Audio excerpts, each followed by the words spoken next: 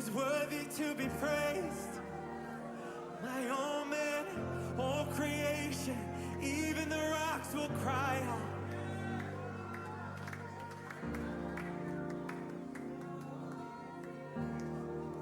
Come on, we sing with one voice tonight. We sing, holy is the Lord. Sing it out. Holy, holy, holy, holy, holy, holy is the Lord. Holy, holy, holy, holy, holy, holy is the Lord. Him and Him alone. Holy, holy, holy, holy. All of creation cries out. Is the Lord, is the Lord. Holy, holy, holy. My soul shall boast in the Lord tonight, the King and the Maker of all things tonight.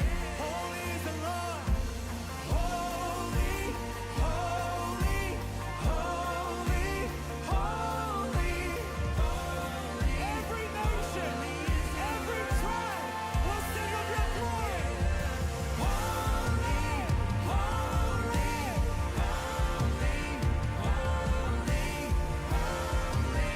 holy is the Lord.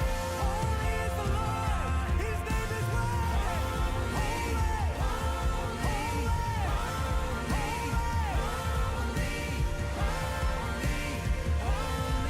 Come on, faith is rising as we sing. Declare it out. Declare it out. Holy, holy, holy is the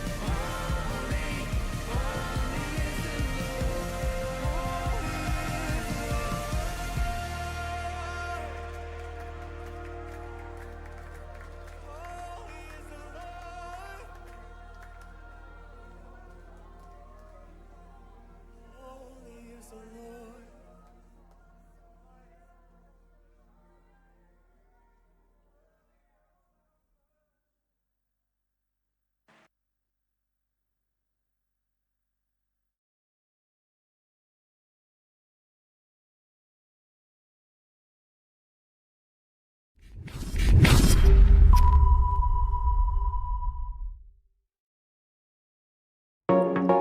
Shalom warga kerajaan Allah di RGCC Malang. Kami sangat mengapresiasi dan berterima kasih kepada warga kerajaan Allah di RGCC yang sangat antusias untuk hadir beribadah bersama kami.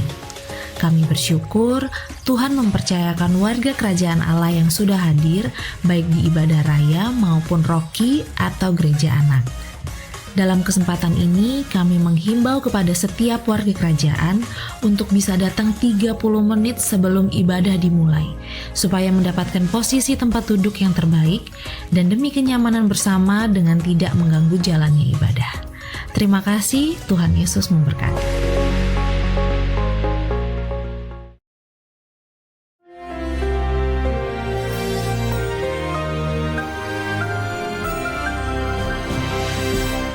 Shalom warga kerajaan, the power of the seed, kuasa daripada benih. Mulai bulan Januari dan Februari kita berbicara tentang ragi, kita berbicara juga hari ini tentang mustard seed. Ada satu perumpamaan yang disampaikan Tuhan Yesus, kerajaan sorga itu seumpama, selalu dengan perumpamaan. Orang menaburkan benih yang baik di ladangnya. Tapi waktu semua orang sedang tidur, perhatikan kalau orang tidur tuh artinya tidak berjaga-jaga atau prayerlessness, ya, jadi tidak lagi berdoa atau berjaga. Datang musuhnya menaburkan benih yang tidak baik, benih lalang. Ketika semua mulai bertumbuh, kelihatan lalangnya. Kita tahu bagaimana alang-alang itu tegak berdiri, tapi padi tunduk ya. Tunduk artinya seperti Kristus rendah hati, ya toh. Tetapi saudaraku, dia berkata, Tuhan, kenapa itu ada lalang? Dari mana itu? Seorang musuh yang melakukannya. Kalau kita hidup ini tidak tahu kita punya musuh, celaka kita. Jadi maukah Tuhan supaya kami mencabut? Jangan. Nanti hati-hati kalau mencabut. gandumnya ikut tercabut. Nanti akhir zaman, ya, biarkan. Sekarang akhir zaman itu, ya, maka akan ada penuai dan juga lalang itu akan dibakar. Keterangannya di dalam ayat selanjutnya, ayat 31 dan selanjutnya, itu ayat tentang biji sesawi. Tapi yang saya mau terangkan adalah arti daripada perumpamaan ini. Yesus berkata yang menaburkan adalah the Son of Man, Kristus. Dan ladang itu bukan gereja, ladang itu adalah the world, dunia, ya, kosmos, sistem dunia ini. Jadi untuk bisa berpengaruh harus ditanam di dalam ladang itu, yaitu dunia. Dan kita tahu yang disebutkan yang benih yang baik adalah the sons of the kingdom. Saya yang diterjemahkan dalam King James maupun New King James Version, children of the kingdom. Saya mau beritahu, children tidak akan memberikan pengaruh. Tetapi huios, seorang putra kerajaan yang tahu hak-haknya dan seorang yang dewasa akan bertumbuh sebagai gandum yang luar biasa. Dan firman Allah mengatakan yang menaburkan benih yang jahat itu, yang ditaburkan yang tidak baik adalah the sons of the dari kerajaan kegelapan, ya, daripada the evil one. Itu musuh kita. Tetapi puji Tuhan akhir zaman ini nanti yang menuai adalah malaikat. Malaikat bukannya pakai sayap itu aja, tetapi the messenger. Anda dan saya dipanggil jadi messenger of God. Dan perhatikan, harus ditanam, masuk dalam tanah baru bisa berbuah. Tidak ada benih yang berguna kalau ditaruh dalam sebuah kontainer, sebuah kotak begitu. Tetapi harus dimasukkan dalam tanah. Ketika Tuhan manggil saya tahun 89 untuk pergi ke Pulau Bali, saya langsung minta pindah dan bahkan saya dilarang oleh Pak Lurah. Jangan Mas Arifin, jangan keluar dari Surabaya. Susah jadi warga kota ini. Saya bilang saya dipanggil Tuhan. Dia berkata, waduh kalau Gusti Allah saya tidak berani. Kata sambil tersenyum Pak Lurahnya. Dan saya pindah kemari, saya menaruh hidup saya di sini. Dan look what the Lord has done. Gandum itu tumbuh. Tetapi selalu ada, yaitu anak-anak daripada si iblis itu, penuduh, anak-anak daripada si jahat, the sons of the wicked one. Jangan khawatir, ya, biarkan saja tumbuh, nanti akan tiba waktunya, akan dipisah-pisahkan. Pemisahan, separation adalah cara Tuhan untuk menunjukkan kemuliaannya. Shalom warga kerajaan. Siap untuk menjadi the sons of the kingdom yang ditanam di dunia. God bless you. We are in the world but not of the world. Tuhan memberkati kita semua. Amin. Amin. Shalom RGCC. Shalom. Sekali lagi shalom RGCC. Shalom. Oke, untuk kita mengawali ibadah kita hari ini, saya mengundang Bapak Ibu Saudara untuk kita bangkit berdiri. Kita mau membaca beberapa ayat di Mazmur 23 ayat 1 sampai 6. Kita baca bersama-sama ya. Tuhan adalah gembalaku yang baik. 1, 2, 3. Mazmur Daud. Tuhan adalah gembalaku, takkan kekurangan aku. Ia membaringkan aku di padang berumput hijau. Ia membimbing aku ke air yang tenang. Ia menyegarkan jiwaku. Ia menuntun aku di jalan yang benar oleh karena namanya. Sekalipun aku berjalan dalam lembah kekelaman, aku tidak takut bahaya, sebab Engkau besertaku. Gadamu dan tongkatmu, itulah yang menghibur aku. Engkau menyediakan hidangan bagiku di hadapan lawanku. Engkau mengurapi kepalaku dengan minyak, pialaku penuh berlimpah. Kebajikan dan kemurahan belaka akan mengikuti aku seumur hidupku. Dan aku akan diam dalam rumah Tuhan sepanjang masa. Di ayat pertama dibilang bahwa Tuhan adalah gembalaku, tak akan kekurangan aku. Seringkali saya termasuk menganggap ini bahwa janji Tuhan tentang Dia yang berjanji untuk memenuhi segala keperluanku di bidang material. Ya kan? Materi, uang, apalagi kesehatan dan sebagainya.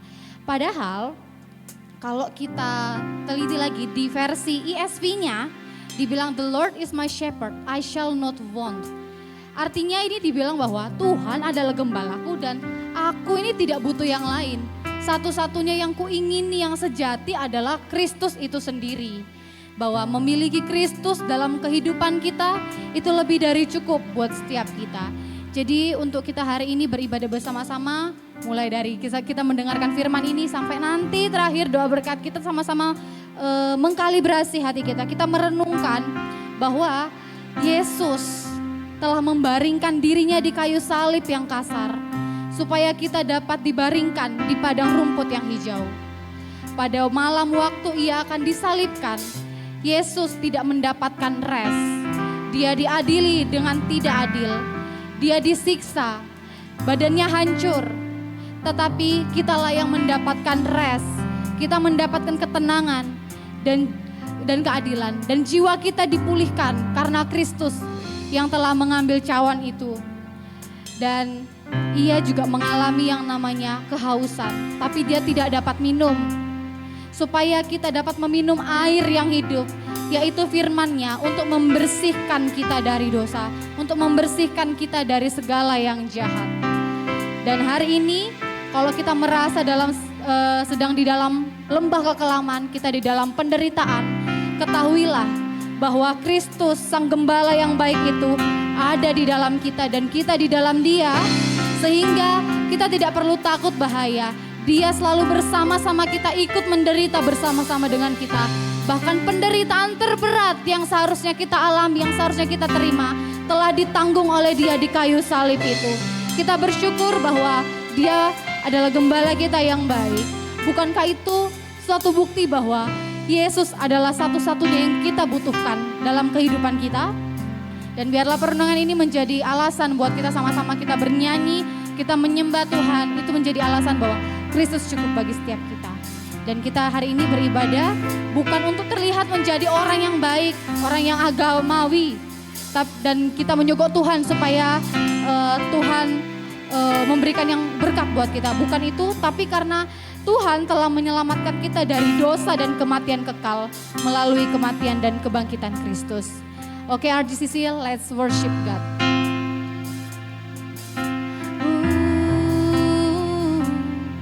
Kami bersyukur Tuhan,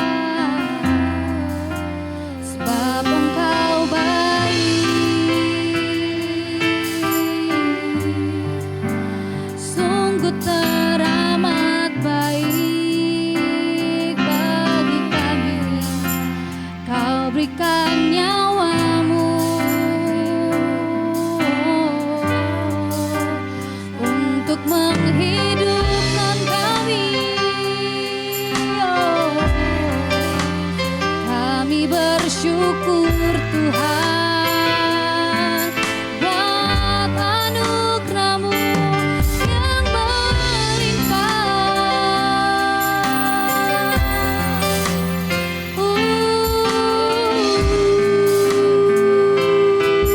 Jesus, terima kasih Tuhan.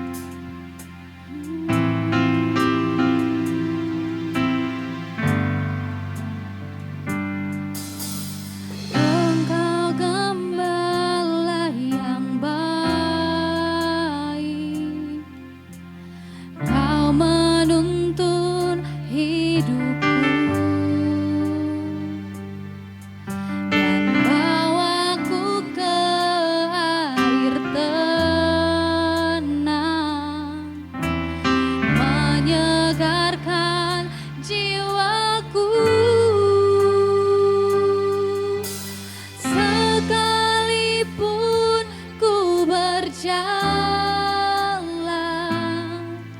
dalam lembah kekelaman,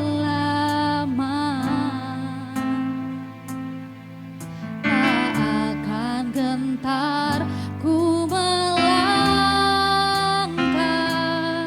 sebab Engkau besertaku.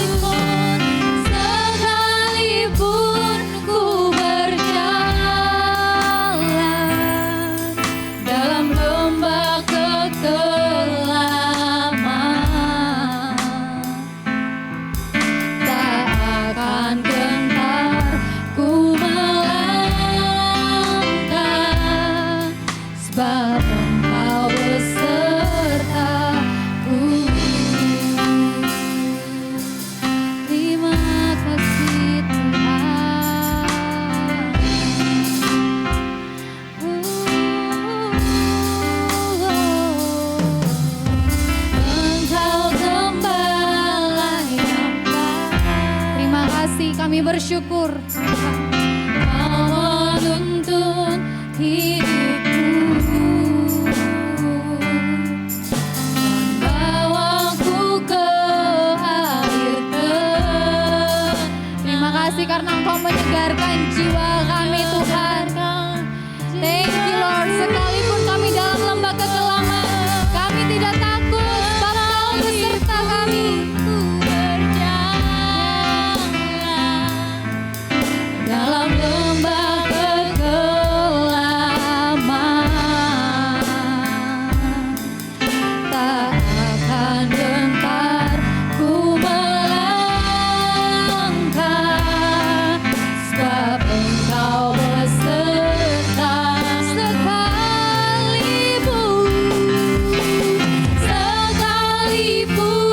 ku berjalan dalam lembah kekelaman,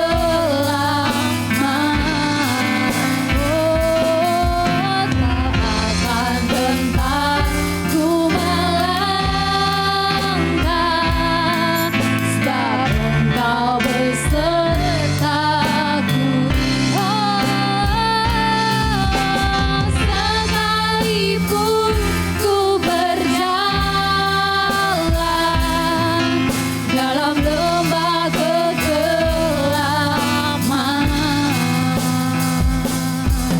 tak akan gentar ku melangkah,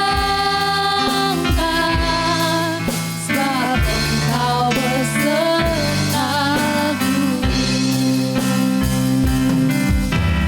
Sekalipun ku berjalan, sekalipun kami masih berdosa Tuhan, Engkau mengasihi kami. Engkau tetap mengasihi kami sekalipun kami masih berdosa. Engkau tetap mengorbankan nyawamu. Engkau tetap mencurahkan darahmu sehingga kami tidak perlu takut. Sebab yang kengerian yang paling ngeri yaitu kematian sudah Engkau kalahkan. Terima kasih Yesus. Sekalipun ku berjalan dalam lembah kekelaman, tak akan gentar ku melangkah, sebab Engkau besertaku. Tak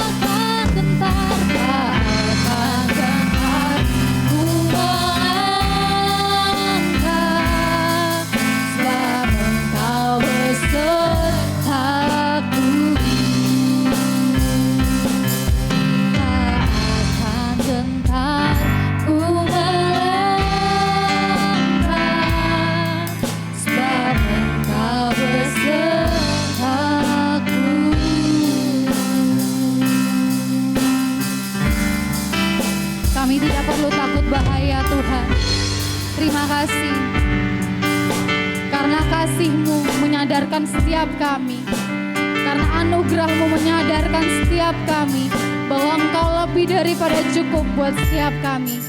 Tiada lagi yang kami ingini Tuhan selain Engkau. Biarlah kami hari ini hanya memandang keindahan Kristus, memandang keagungan-Mu Tuhan, betapa Engkau mengasihi setiap kami. Terima kasih Tuhan Yesus. Thank you Lord.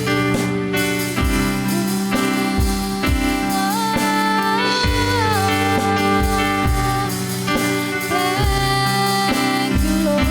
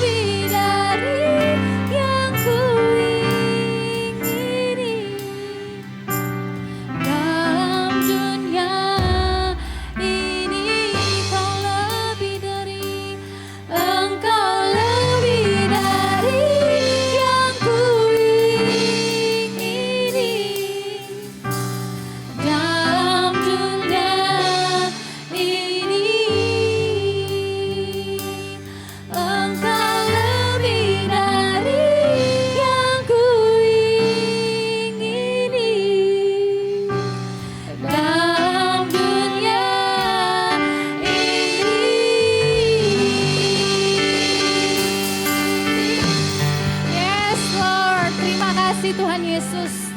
Terima kasih buat hari ini, buat kesempatan ini, bahwa setiap kami datang menyembah Engkau saja. Itu kehormatan buat setiap kami, yang seharusnya kami tidak layak menghampiri tahta kasih karunia-Mu, tapi oleh darah Kristus kami dilayakkan menyembah Engkau. Kami mengucap syukur bahwa Engkau selalu baik, Engkau cukup buat setiap kami. Dan hari ini kami bersorak-sorai bersama-sama merayakan kebaikan Engkau. Di dalam nama Yesus, setiap kita yang berbahagia katakan amin. Kita percaya bahwa Kristus dialah Allah yang baik buat setiap kita. Amin. Amin.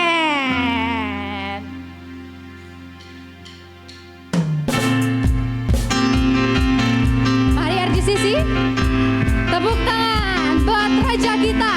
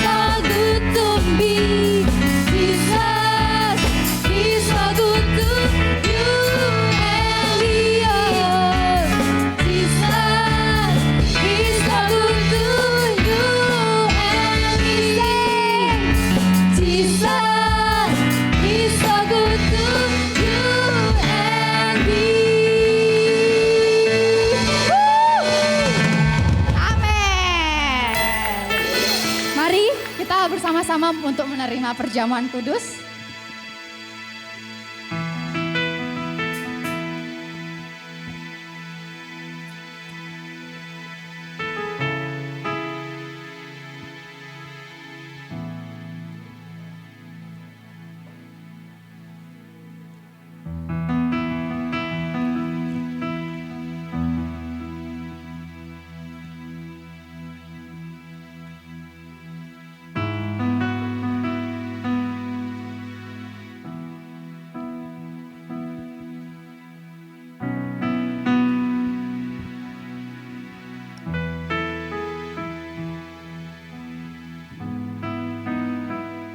Mari kita persiapkan hati kita untuk kita menerima perjamuan kudus.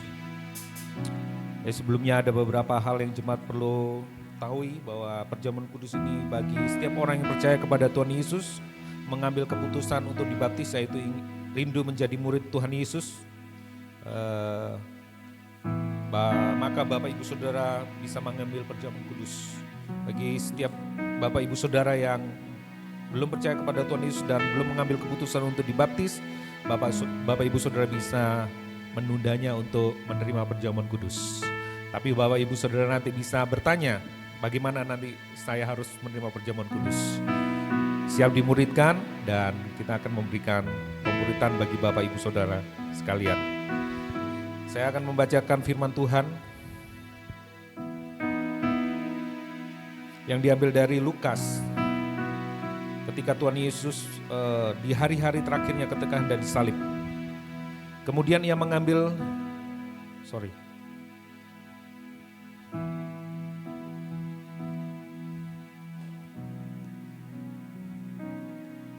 Ya, saya bacakan dulu. Katanya kepada mereka, "Aku sangat rindu makan Paskah ini bersama-sama dengan kamu sebelum aku menderita.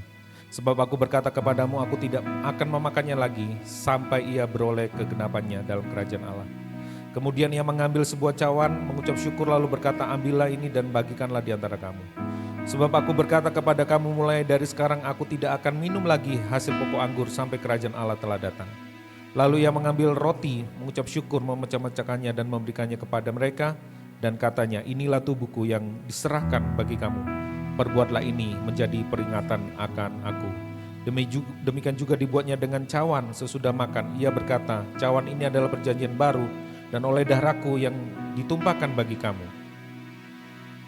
Perjamuan kudus itu memberikan pengharapan buat kita bahwa nanti ada suatu perjamuan kudus, perjamuan kawin anak domba, di mana Yesus memerintah sebagai Raja, di mana langit bumi yang baru turun ke muka bumi ini, dan kita hidup selama-lamanya bersama dengan Tuhan. Biarlah itu menjadi pengharapan buat kita hari ini. Ketika kita mengalami situasi lembah kelam alam maut sekalipun, pengharapan kita tidak akan pernah sirna, pengharapan kita tetap akan ada. Mari kita melihat jauh ke depan, apapun yang kita alami hari ini. Entah itu promosi, entah belum promosi, entah itu di atas, entah itu di bawah. Dia tetap baik. Bukankah roti yang kita pegang, yang kita angkat tinggi ini adalah persekutuan kita dengan tubuh Tuhan Yesus Kristus?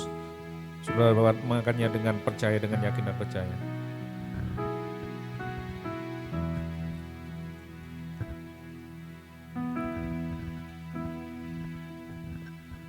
Bapak Ibu Saudara bisa persiapkan dulu cawannya. Kalau sudah, kita mengangkat tinggi dan dengan yakin, dengan iman. Bukankah cawan yang kita angkat tinggi ini adalah persekutuan kita dengan darah Tuhan Yesus Kristus? Yang percaya minum dengan iman.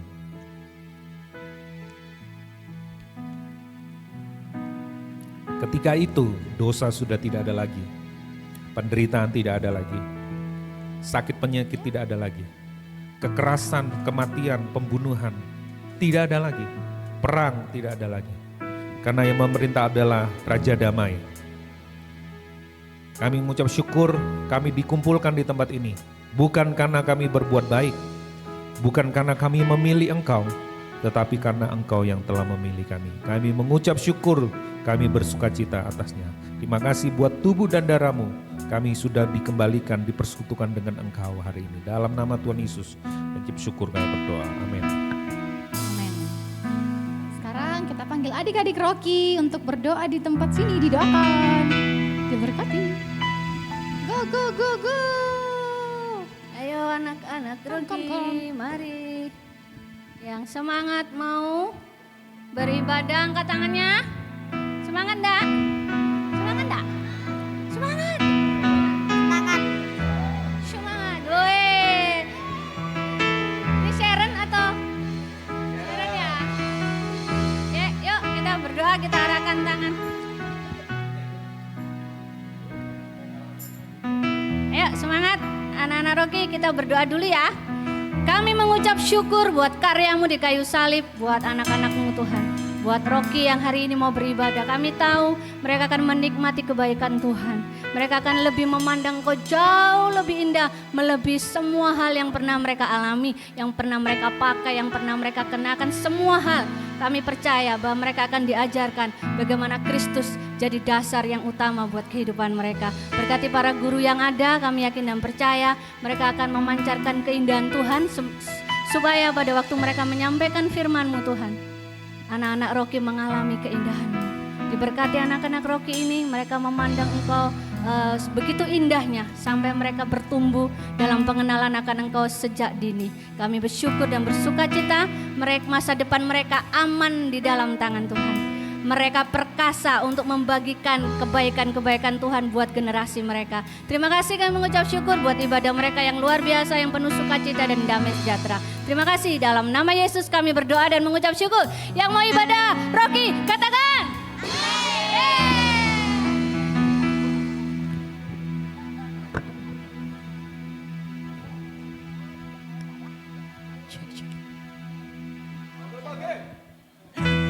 Shalom pagi.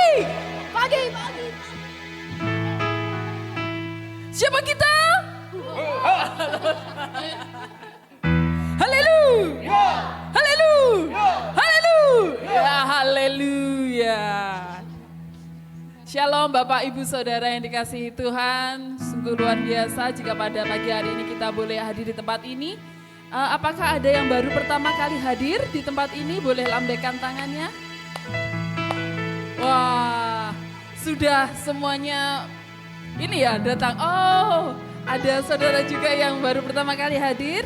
Selamat datang di RGCC, Rock Generation Community Church. Di rumah Tuhan ini kita memiliki hashtag Home for the Imperfects. Tapi kalau diterjemahin kan masalah rumahnya orang-orang yang gak sempurna.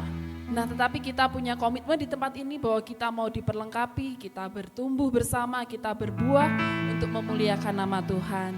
Di tempat ini kita diperlengkapi untuk menjadi pemimpin dan kita bersama-sama melakukan pekerjaan Tuhan di tempat ini dengan percaya bahwa kita melakukannya di dalam kasih Bapa di surga melalui Injil Yesus Kristus dan dikerjakan melalui kuasa Roh Kudus.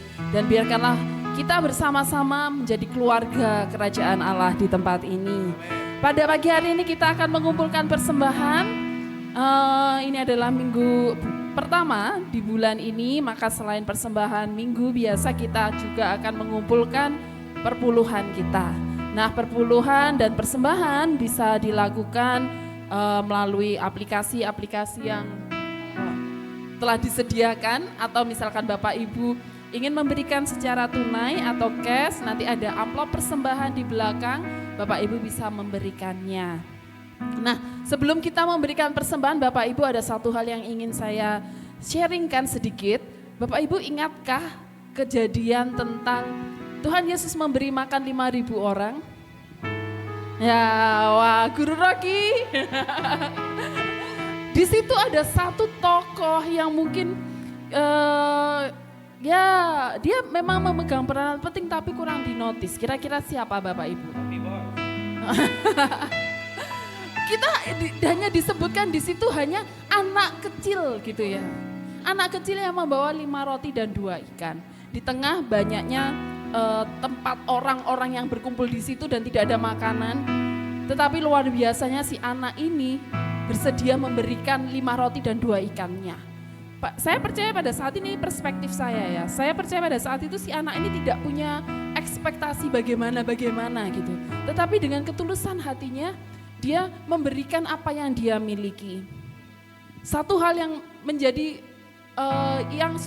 menjadi sesuatu yang hebat dan heran setelah kejadian itu adalah kita tahu bahwa setelah kejadian itu ada sisa berapa bakul Bapak Ibu? 12 bakul. Pasti setiap orang yang ada di situ heran sekali dengan kejadian itu. Tetapi ada seseorang yang jauh lebih heran, lebih mengena. Tidak lain tidak bukan ya si anak kecil itu. Bayangkan saya membayangkan dia sebagai seorang anak, dia tahu bahwa dari 12 bakul yang diberikan itu adalah 5 rotiku, itu adalah 2 ikanku, dan itu menjadi 12 bakul. Pasti itu menjadi suatu hal yang heran dan ajaib buat dia. Dan itu jadi momen mungkin pada titik itu dia akan semakin percaya kepada keajaibannya Tuhan. Tetapi ketika saat ini kita boleh memberikan apa yang kita punya.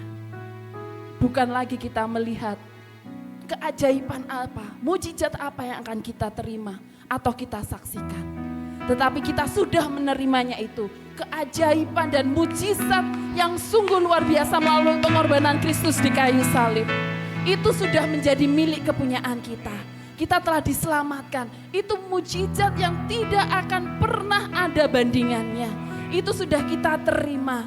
Dan ketika kita memberi bukan karena kita ingin mendapatkan berkat atau mujizat, tetapi kita memberi karena kita sudah menerima berkat dan kita sudah menerima mujizat.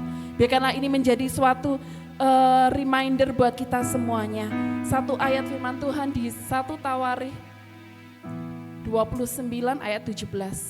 Aku tahu ya Allahku bahwa Engkau adalah penguji hati dan berkenan kepada keikhlasan. Maka aku pun mempersembahkan semuanya itu dengan sukarela dan tulus ikhlas. Dan sekarang umatmu yang hadir di sini telah kulihat memberi persembahan sukarela kepadamu dengan sukacita. Biarkanlah ini menjadi doa kita semua. Bahwa biarkanlah Tuhan yang menguji hati kita, itu yang memberikan damai sejahtera, hikmat pengertian yang benar, dan motivasi yang tepat ketika kita memberi persembahan. Mari kita berdoa. Kami mengucap syukur Tuhan, karena Engkau hebat dan dahsyat ke dalam kehidupan kami. Kami sudah terima berkat-Mu, kami terima mujizat-Mu, kami terima keajaiban-Mu, dan itu cukup buat kami. Biarkanlah ketika kami memberi dengan pengertian yang benar. Kami memberi dengan sukacita, kami memberi dengan ketulusan hati, kami memberi dengan keikhlasan. Karena kami tahu kepada siapa kami memberikan itu semuanya. Dan berkat hikmat dan sejahtera itu sudah menjadi bagian kami. Dan kami mau membagikan itu juga untuk orang-orang di sekitar kami. Untuk pekerjaan Tuhan boleh dikerjakan di tempat ini. Terima kasih Tuhan Yesus. Biarkanlah melalui pertolongan Roh Kudus-Mu, Engkau senantiasa terus memperbaharui setiap kami. Haleluya. Amin. Selamat memberi Bapak dan Ibu. Ini adalah beberapa aplikasi yang saya sebutkan. Jika Bapak Ibu membutuhkan amplop persembahan bisa mengangkat tangan, maka teman-teman UFO akan memberikannya. Dan yang luar biasanya, wah, video apa ini?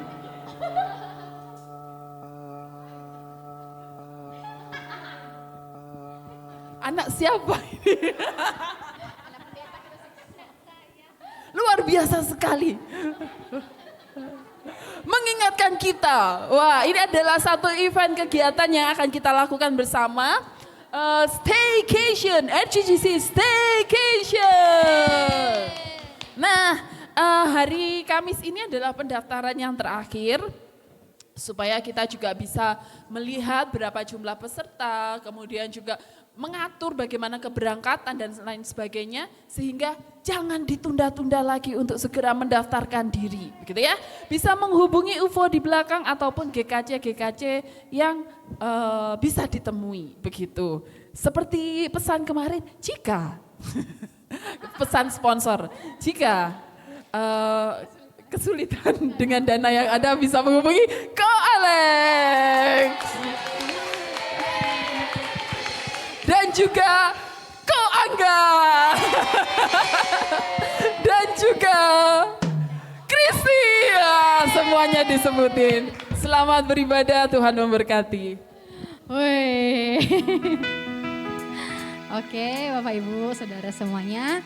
Sebelum kita menerima firman Tuhan, kita mendengarkan firman Tuhan, mari kita sama-sama kita siapkan hati dan pikiran kita mau menyembah Tuhan bersama-sama.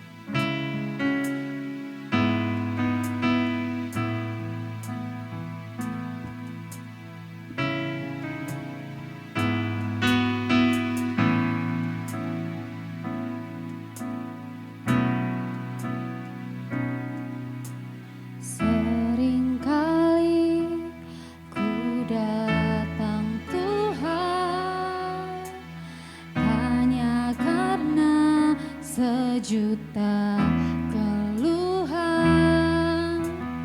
Seringkali ku lupa Tuhan, seharusnya ku datang dengan segenap rindu dari lubuk hatiku, dengan hasrat yang tulus, karena aku cinta padamu. Tak hanya memikirkan berkat yang kau berikan, sungguh hanya karena ku mengasihimu, Yesus. Mari kita sama-sama mengkalibrasi hati kita. Mari kita sama-sama merenungkan setiap lirik dari lagu ini. Seringkali aku berdoa hanya karena tak ingin dicela, namun kini ku sadar Tuhan, seharusnya ku datang dengan segenap rindu dari lubuk hatiku, dengan hasrat yang tulus, karena aku cinta padamu. Tak hanya memikirkan berkat yang kau berikan, sungguh hanya karena ku mengasihimu, dengan segenap rindu dari lubuk hatiku, dengan hasrat yang tulus, karena aku cinta padamu.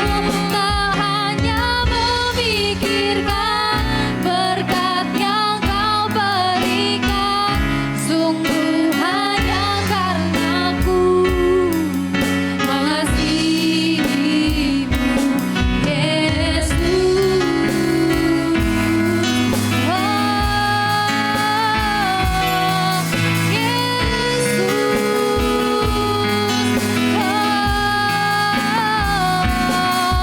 Kami perlukan Engkau, ya Roh Kudus. Selidiki hati kami, selidiki hati kami, saat kami menyembah-Mu, Yesus. Oh, haleluya.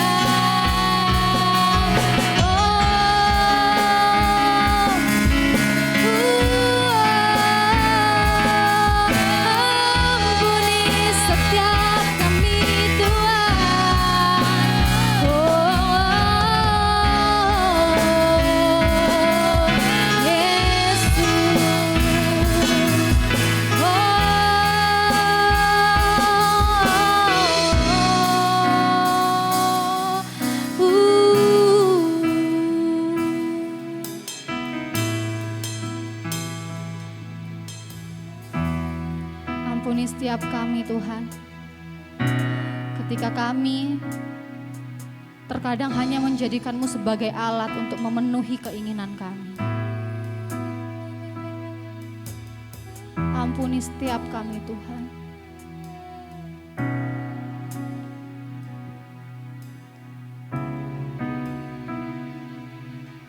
Biarlah Roh Kudus-Mu saat ini bekerja di dalam setiap kami, mengkalibrasi hati dan pikiran kami, meluruskan kembali motivasi kami untuk datang menyembah Engkau, untuk beribadah kepadamu.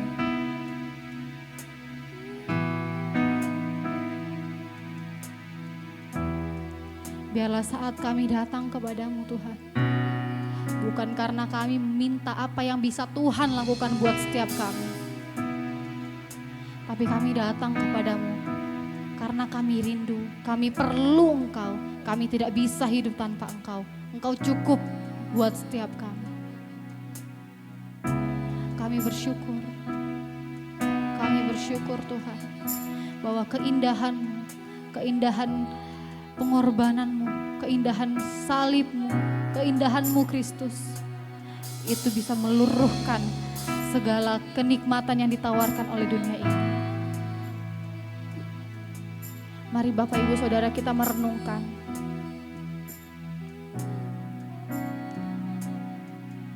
Biarlah hari ini kita berbalik dari cara pandang kita yang lama.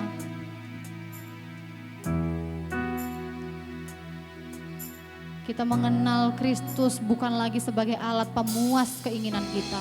Kita mengenal Kristus bukan lagi sebagai obat kuat buat setiap kita. Tapi kita memandang Kristus bahwa Dia satu-satunya tempat kita berpegang, tempat kita berharap, tempat kita rest dari segala yang dunia telah racuni buat setiap kita. Biarlah hari ini Tuhan dengan segenap kerinduan kami, ampuni setiap kami Tuhan, ampuni setiap kami Tuhan. Kami gak mampu tanpa Engkau Tuhan Yesus, kami nothing tanpa Engkau, tanpa kematian dan kebangkitan-Mu, tanpa darah-Mu yang tercurah, kami nothing Tuhan.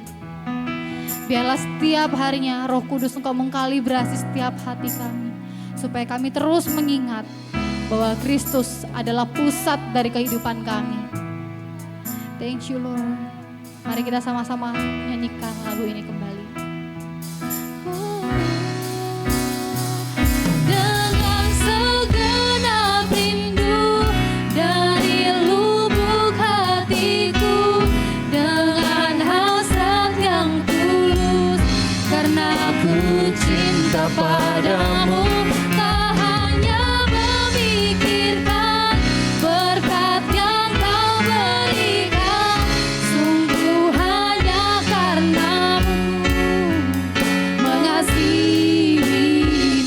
Dengan segenap rindu dari lubuk hatiku, dengan hasrat yang tulus, karena aku cinta padamu.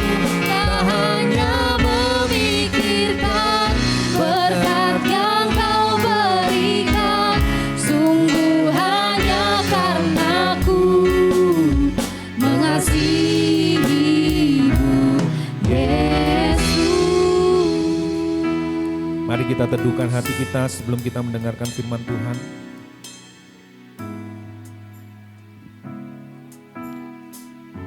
Kita telah menerima kasih karunia, kita telah menerima panggilannya, kita dipilih untuk mendekat kepadanya, untuk menyembah Dia. Tetapi sepanjang kehidupan kita selama seminggu yang lalu, mungkin ada banyak gesekan dengan hubungan, dengan orang-orang yang kita kasihi, keluarga kita, teman pelayanan, teman sekerja, atau apapun juga yang membuat hati kita marah, sedih, hancur, dendam. Roh Kudus membantu kami menguduskan pikiran, hati, dan perasaan kami, sehingga hati kami menjadi tanah yang terbaik, dan benih itu, benih yang terbaik seperti tadi yang sudah disampaikan, itu jatuh di tanah hati yang baik. Dan bersyukur kami berdoa di dalam nama Tuhan Yesus Kristus. Haleluya. Amin. Shalom. Selamat hari Minggu. Sudah tidak terasa waktu berjalan begitu cepat, kita memasuki bulan yang ketiga di tahun 2024. Ya, tema yang diberikan oleh Rock itu tadi sudah disampaikan oleh Bapak Gembala senior kita, Pak Timotius Arifin, yaitu tentang benih, ya, benih biji sesawi, ya, biji sesawi, mustard seed, ya. Nah, tapi saya akan membawanya itu tetap dalam series khotbah berseri tentang garam dan terang, karena di situ juga banyak seeds, banyak benihnya di situ yang disampaikan oleh Tuhan Yesus lewat ucapan bahagia. Nah, sekarang kita sedang memasuki khotbah berseri yang ucapan bahagia yang ketiga, ya, ucapan bahagia yang ketiga. Belum nyala? Ya, yang diambil dari Matius 5 ayat yang kelima. Berbahagialah orang yang lemah lembut karena mereka akan memiliki bumi, ya. Blessed are the meek, for they shall inherit the earth. Ini bisa dinaikkan ke atas, minta tolong.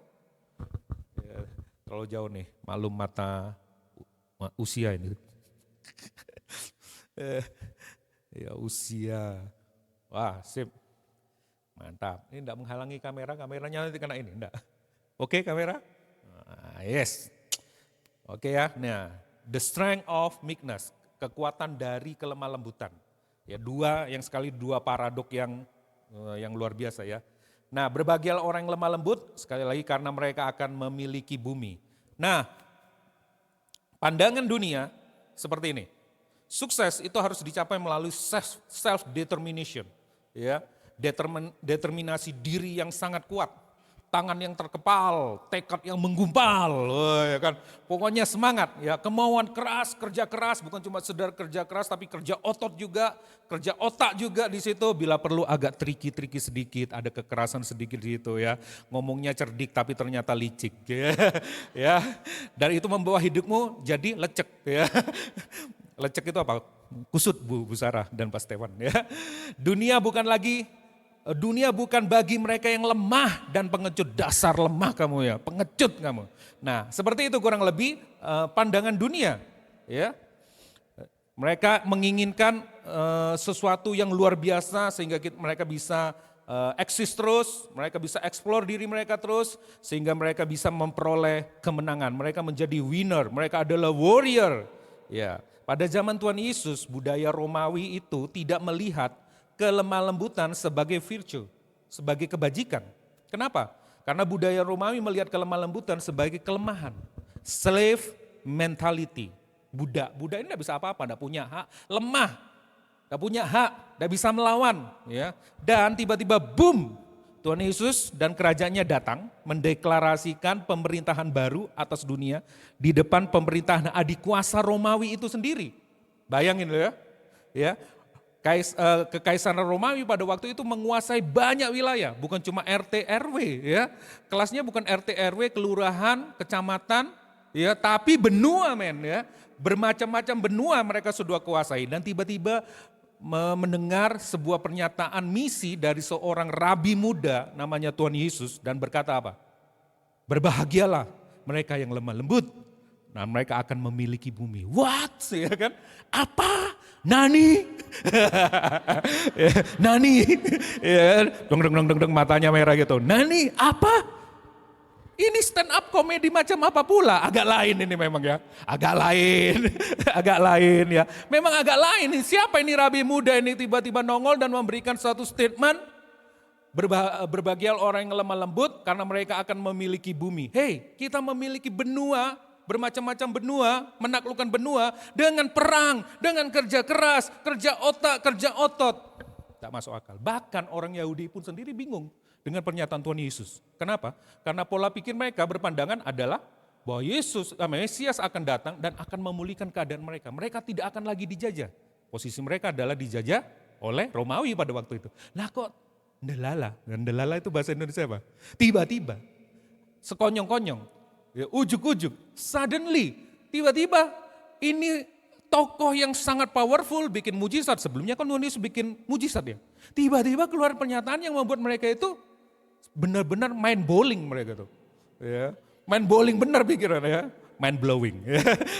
Ya. Nah, wah apa-apaan ini? Apakah dia benar-benar Mesias yang kita tunggu? Kayaknya kesannya lemah ya. Nah, itu yang terjadi pada waktu itu. Scenes-nya menggambarkan, potretnya menggambarkan itu. Nah hari ini kita akan fokus sama satu tema aja. Seperti yang sebelumnya, karena memang ayat temanya satu. Tapi tidak sesederhana itu Ferguson. Ya. Apa makna berbahagialah orang yang lemah lembut karena mereka akan memiliki bumi. Ini intensitasnya sangat tinggi. Berbeda dengan, ya bukan saya membanding-bandingkan, tapi ini akan bersentuhan, nanti saya cerita ya. Weh rahasia ya, rahasia. Tapi sebelumnya review dulu. Review dulu kata berbahagialah, ya review ya. Yang besok nanti ini bisa didengerin lagi ya, yang besok akan menyampaikan di KM Gathering, KC Gathering ya. Berbahagialah dalam bahasa Yunaninya itu makarios, ingetin aja merek sampo, makarios ya. Bukan cuma sekedar perasaan bahagia, karena bahagia itu subjektif, bisa naik, bisa turun, tergantung situasi hati kita dan situasi hati kita ditentukan oleh seseorang atau lingkungan kita. Kalau itu baik, kita baik. Kalau itu buruk, ya kita buruk ya. Tetapi itu tetap diperhitungkan oleh Tuhan. Dengan apa? Dengan sebuah fakta rohani. Coba bayangin kalau kekristenan cuma isinya perasaan aja, jadi apa? Atau cuma fakta rohani aja, perasaan tidak diikutin, jadi apa coba? Ya kan? Seperti itu. Nah, makarios itu dua-duanya di irisan itu. Ketika kamu up, naik, kamu tidak akan sombong. Karena apa? Ada fakta rohani yang jauh lebih kemilau, jauh lebih hebat, jadi luar biasa dari apa yang menjadi pencapaianmu pada saat itu. Tapi ketika kamu down, ketika kamu turun, kamu tidak akan kehilangan harga diri dan identitasmu. Karena ada fakta rohani yang menyatakan bahwa ada pengharapan. Selalu ada pengharapan, kamu selalu diterima, kamu selalu luar biasa. Jadi berbahagialah di sini, dua faktor ini ada irisannya di tengah. Nah, makarios itu di situ. Ya, dikatakan di situ ya. Makarios bukan cuma sekedar perasaan bahagia dan fakta kalau kita ini sudah diberkati. Tetapi gabungan keduanya, kita sadar kita diberkati, oleh karena itu kita berbahagia. Ya, apapun keadaan Bapak Ibu Saudara, hari ini jawaban doanya belum datang, Anda bisa tetap bahagia. Kenapa? Ada fakta rohani. Kalau hari ini Bapak Ibu Saudara dipromosi, pekerjaannya hebat luar biasa, jangan lupa kalau dibandingkan dengan fakta rohani, itu tidak ada apa-apanya. Kata Paulus apa? Aku menganggapnya sampah. Ya, kurang lebih makarios seperti itu. Ya, saya tidak lama-lama. Nah, saya langsung kepada kelemah lembutan. Kelemah lembutan itu tidak sama dengan kelemahan, ya, karena bahasa Indonesia ada kata kelemahan, itu jadi masalah ya, kelemah lembutan ya, meekness, bahasa Inggrisnya meekness tidak sama dengan weakness, hampir mirip ya, ya tidak sama, itu kesalahpahaman yang harus kita awali dulu dalam pola pikir kita ya. Nah, saya kasih dua ini dulu, ya ini ntar lagi kan Paskah, Tuhan Yesus sedang memasuki Yerusalem ya, via negativa dulu. Kita pakai jalur yang bukan, ya, yang salah, yang negatif.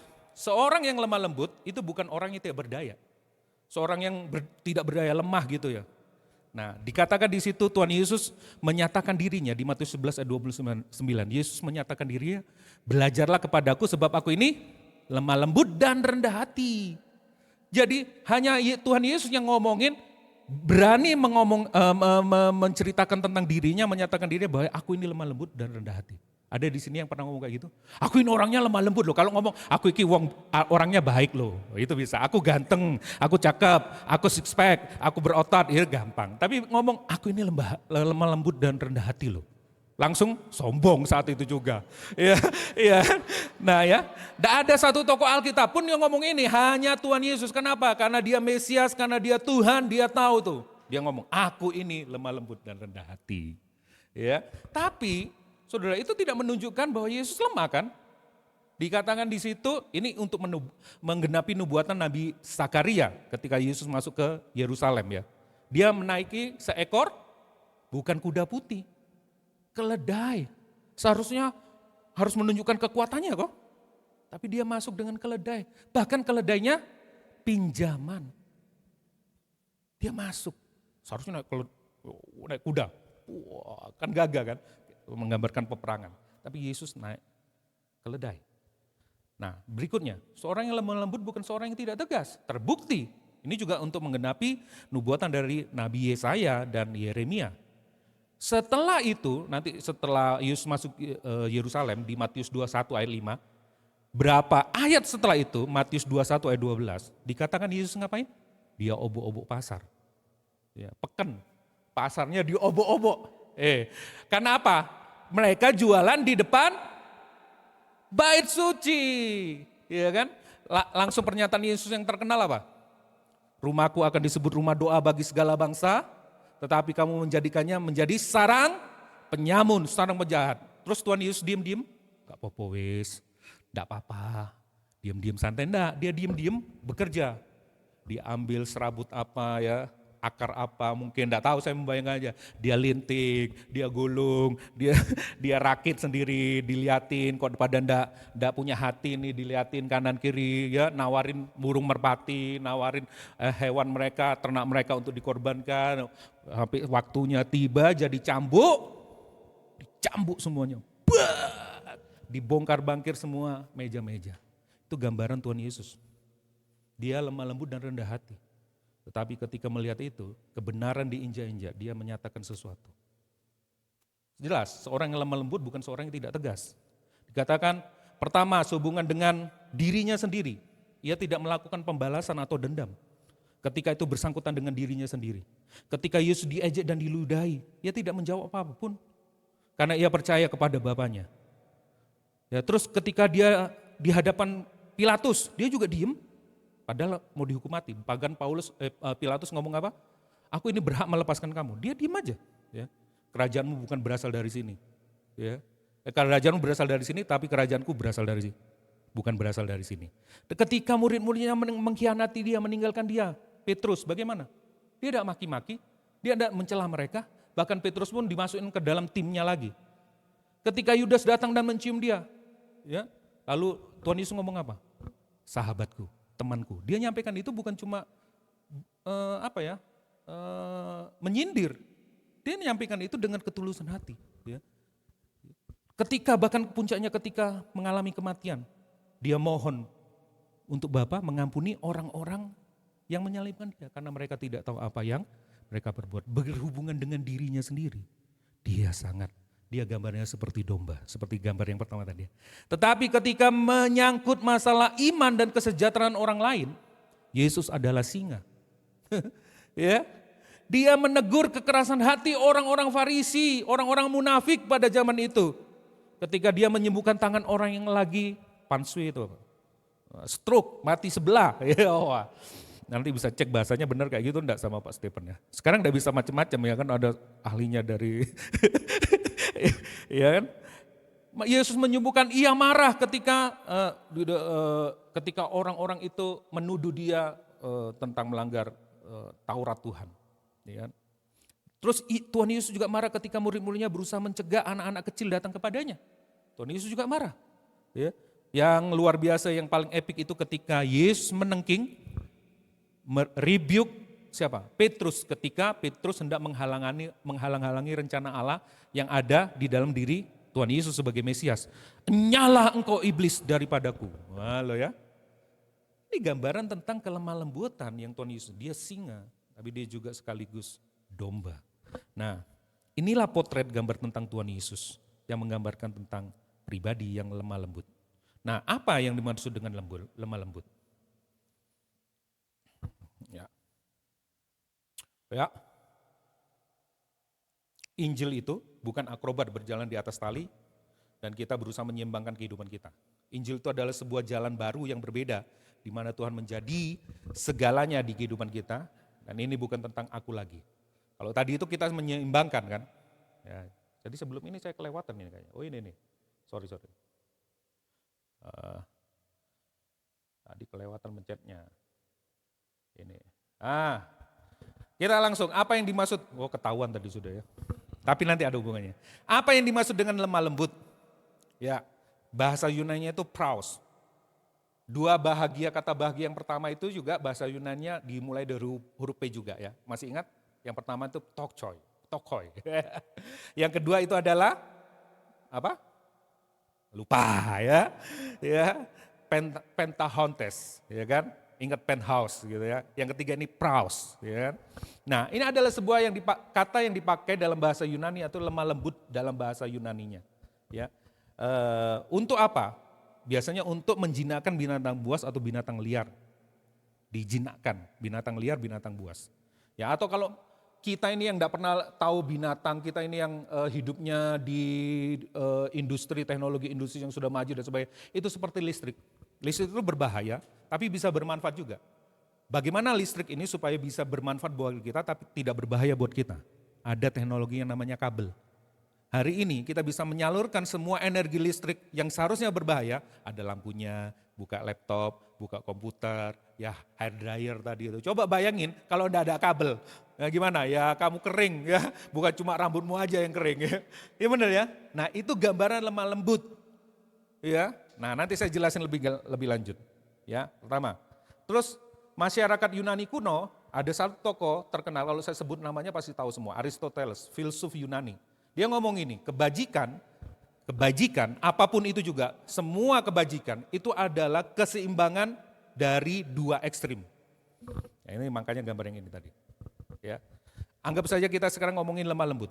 Lemah lembut itu adalah virtue, kebaikan. Itu di antara dua ekstrim. Kalau ekstrim yang satu itu pasif, tidak pernah marah, mau salah, mau benar, ada yang salah dia tidak marah-marah. Cuek aja, benar enggak kayak gitu? Enggak benar. Sudah tahu ada yang salah, sudah tahu ada orang yang berbuat salah, tapi dia tidak tegur. Itu bukan kelemah lembutan. Betul enggak sih? Iya benar ya. Pasif, tidak pernah. Yang satunya apa-apa dibikin marah, pemarah. Yang enggak penting-penting dibikin marah. Dan itu menyinggung perasaan orang lain sehingga orang lain sakit. Ya. Yang bagian yang penting, marah, enggak penting, marah juga. Yang satunya mau penting, tidak penting, enggak marah. Saudara di mana nih? Kalau yang introvert pasti yang pasif. Oh introvert. Extrovert mungkin yang luar. Ayo mana yang introvert? Introvert lebih cenderung mencari apa? Rasa damai palsu. Gak urus-urus wis, yang penting hidupku enak, tenang, nyaman. Aku gak mau ikut-ikutan konflik kayak gitu, diem dia. Padahal salah tuh. Dan itu bukan gambaran Tuhan Yesus. Nah apa? Ini gambaran pengertian secara umum dulu. Meekness is not weakness. It's power under control. Kayak tadi listrik. Berbahaya, bisa berguna, bisa berbahaya. Tapi kita bisa manfaatkan ketika ada kelemah lembutan. Apa itu? Kabelnya. Betul ya? Nah kita bisa gunakan. Nah ini konsep dunia. Ini filsuf dunia. Tapi kita bisa pakai karena ini juga anugerah secara umum yang diberikan Tuhan kepada orang-orang yang tidak kenal Tuhan. Yang kita bisa pakai kebenarannya kalau itu tidak melawan firman Tuhan. Bisa tetap pakai, oh Aristoteles ini berarti tidak boleh nih filsuf dunia nih kok. Bisa, ini benar. Iya kan? Kita ada di sini, tengah-tengah antara ini. Nah, kehidupan kekristenan yang tadi nih baru. Itu bukan seperti itu, bukan menyeimbangkan segalanya. Pantas kita capek jadi orang Kristen. Karena kita hendak menyeimbangkan yang tadi. Jangan terlalu pasif. Jangan terlalu marah. Harus ini tetap di senternya. Ya kan? Bener ya? Capek enggak sih? Mau jatuh ini. Ya. Injil adalah sebuah jalan yang baru. Yang berbeda, di mana Tuhan menjadi pusat segalanya, bukan lagi kita yang mengendalikan, kita lagi yang berusaha, mantesan kita jadi orang Kristen capek. Tuhan menjadi pusat segalanya di kehidupan kita. Ini bukan tentang aku lagi, ini tentang Tuhan. Nah, saya akan langsung kepada arti ayat itu, makna ayat itu. Berbahagialah, pertama itu harus terhubung tetap dengan dua ayat sebelumnya yang kita sudah baca. Berbahagialah orang miskin dan berbahagialah orang yang berduka cita. Karena ini adalah lemah lembut adalah hasil dari ucapan bahagia sebelumnya. Makanya tadi saya ngomong intensitasnya naik. Ya. Makna lemah lembut terhubung dengan erat dengan sebelumnya yang tadi saya sudah sebut. Nah ini dia yang membuat kita titik kritisnya di sini. Jika miskin dan berduka cita berhubungan dengan posisi kita di hadapan Tuhan, vertikal, betul ya vertikal ya. Maka lemah lembut itu berhubungan dengan, ya ini titik kritisnya. Berhubungan dengan sesama, Tuhan sudah mulai ngomongin itu tentang sesama, bukan Tuhan saja tapi sesama. Ini titik kritisnya, kita berhadapan dengan manusia itu lebih sulit loh. Ketimbang berhadapan dengan mesin, komputer tidak bisa maki-maki kita, tidak bisa nyalain kita. Tapi kalau manusia bisa salah ngerti, bisa salah persepsi, bisa salah paham dan sebagainya. Dan itu bikin konflik yang menyakitkan kadang-kadang, betul ya? Nah ini analisa teksnya.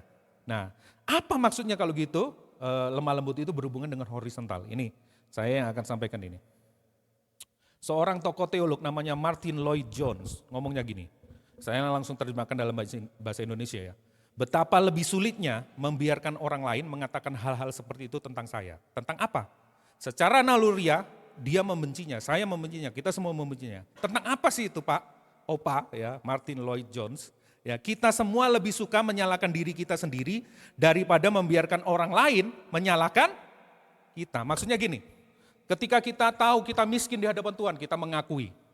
Tuhan, aku miskin Tuhan, aku tidak berdaya Tuhan, Engkau segalanya, aku tidak mampu, aku berdosa, aku terbatas, aku lemah Tuhan, aku tidak mampu. Good confession, kemarin kan ngomong kan?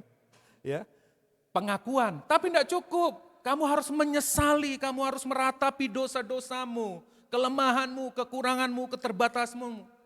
Ya, ampuni aku Tuhan, aku menyesal, aku melakukan dosa A, B, C, dan sebagainya, aku menyesal.